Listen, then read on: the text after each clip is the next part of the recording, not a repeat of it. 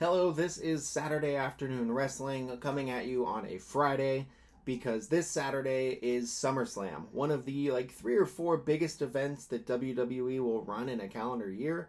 So, this is the perfect time to sit down, talk about the matches a bit, make some predictions. Let me know your predictions or thoughts in the comments as well. But let's dive right into it. So, there are 8 matches on the card listed right now on Wikipedia.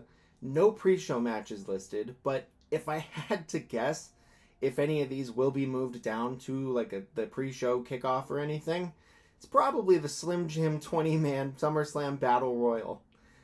Say that 3 times fast. So far, the only confirmed entrants are LA Knight, Sheamus, Tommaso Ciampa, Shinsuke Nakamura, Otis, and Chad Gable. They might as well just rename this the LA Knight Memorial because I don't see them possibly putting him in this and not having him win it with how hot he has been over the last couple months.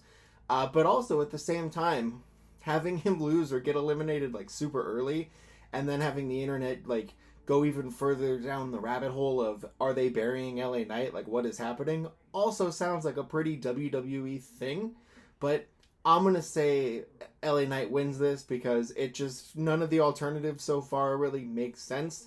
I'm sure there's going to be some return or debut or something that'll completely render this irrelevant. But for now, I'm saying LA Knight, and I'm going to just hope that he comes through. The next listed match is Ronda Rousey versus Shayna Baszler in a MMA rules match. Not 100% sure what that means. I had a friend ask me. Couldn't really tell him. So we'll see. This has been one of those stories that probably could have been, that much better if it had more time. But the reports are that Ronda Rousey kind of told WWE, hey, I'm out after SummerSlam. That's that. They rushed the tag team breakup with her and Shayna Baszler. And now here we go. One match probably to blow off this whole feud. And I really can't see any alternative except for Shayna Baszler winning this. If Ronda Rousey's hoping to put over her friend, if, Shayna Baszler is the only one of the two sticking around after this match, then it makes a lot of sense to give her this victory and to give her the bump that would come from being able to say, I sent Ronda Rousey packing out of WWE. I can't really imagine them going the other way with this, so I'm going to say Shayna Baszler takes it. Next listed is Gunther versus Drew McIntyre for the Intercontinental title.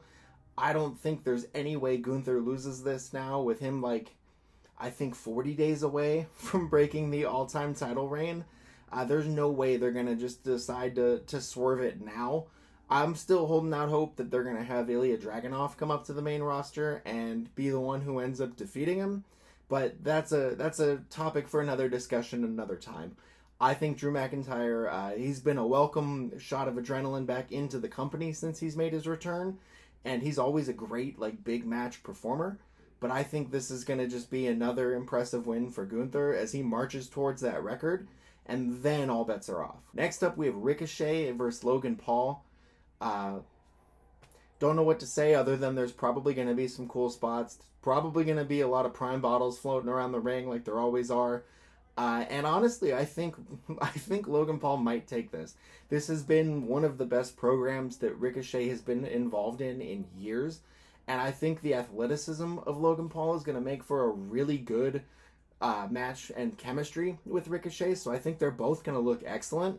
But Logan Paul, if he really signed a long-term, or not long-term, but if he really signed a contract and, they're going to have him keep popping up in these high-profile matches and spots, I don't think they're going to have him lose all of them. So I don't know if this is going to be, oh man, what an impressive win for Logan Paul, or if they're going to use this as a springboard for Ricochet for bigger and better things.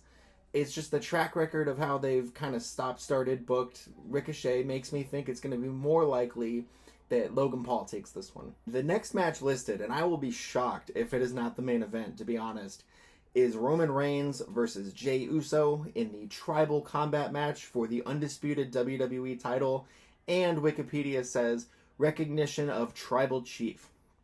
Now, recognition of Tribal Chief really makes me think that that's a telegraphed Roman Reigns victory all the way. I can't see them ending this bloodline story and this whole Tribal Chief run just to then have Jey Uso pick up the mantle and then be like, nah, I'm the tribal chief, let's do this for 6 more months.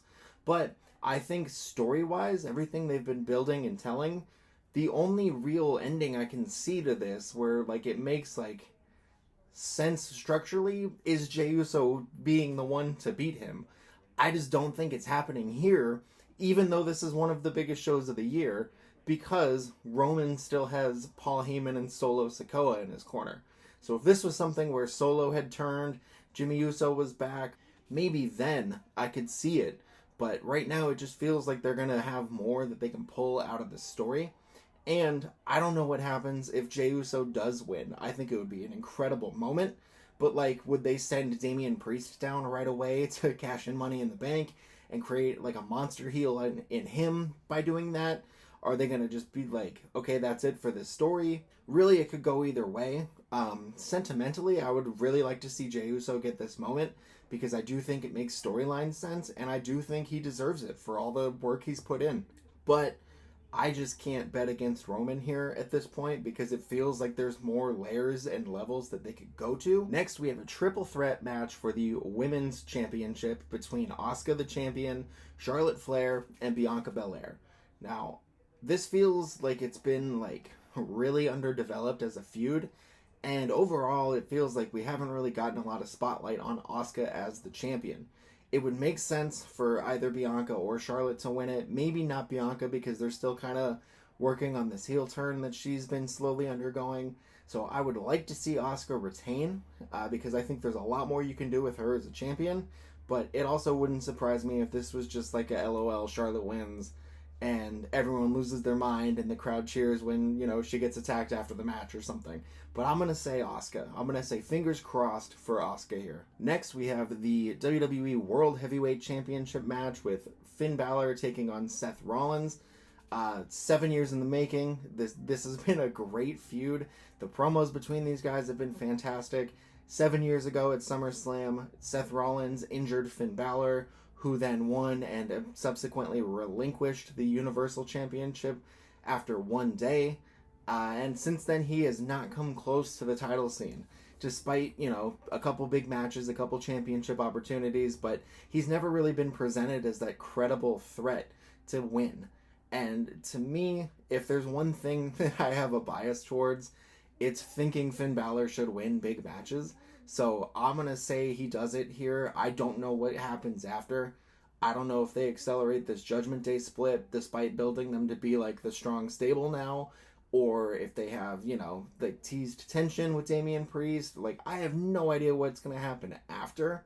But I think after, you know, all this talk, all this build-up, to not have him win here and to not complete that story and to take it in a new direction and give him that legitimacy, I don't know if there's any coming back from that. And Seth Rollins, now that he's full-fledged babyface and everything, he's always great chasing after a title. Like, he's been a great champion. Every show he's popped up and defended it. It's been great. His NXT match with Braun Breaker was awesome.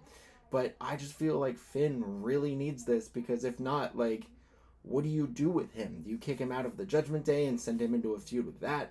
Like, it just feels like he takes a hit around his status in the company if he doesn't win this. And listed as match number 1, the main event here, which again, I don't think it's not going to be Roman Jey Uso, but listed here at the top of Wikipedia. Cody Rhodes versus Brock Lesnar 3. No stipulations. Kind of thought we would get one, but nothing. It is just a straight up one-on-one match that feels like this is like a built-in Cody Rhodes win. So that's the only thing I could think if they were going to, you know, have this last, is that lasting shot of, you know, the crowd singing Cody's music and Cody on the turnbuckles and fireworks going off. Like, I can picture that pretty well. But this feels like it's Cody Rhodes all over it. He won the first match. Brock won the second. And Brock has basically just, like, whooped him every time he's seen him since in the build-up to this third match. So I see Cody going over. Triumphant moment. He slays the beast, conquers the beast, whatever you want to call it. And, you know, I've really enjoyed this. I think Brock Lesnar has been very invested, and he is bumping like crazy for Cody when they do have matches, or like when they like skirmish in between on Raw or anything. So I really think this will be a good match. I'm just surprised there's no like big stipulation to it or anything. But I guess if it was like no DQ and Brock Lesnar could just beat him with like a chair for 30 minutes or something, like it's just kind of not believable that like you could beat a big hulking monster like Brock Lesnar if he was also allowed to use weapons. So I see it from that vantage point, but I'm gonna say Cody Rhodes. So that is all 8 matches that have been announced. Who knows? With my luck, after posting this, they will announce a pre-show match or tack a 9th match on this Friday night on SmackDown. But there we go. SummerSlam is coming live on Peacock at 7:30, 4:30 Pacific. Let me know in the comments your predictions or what you would like to see. Thank you very much for watching, and enjoy the show this weekend.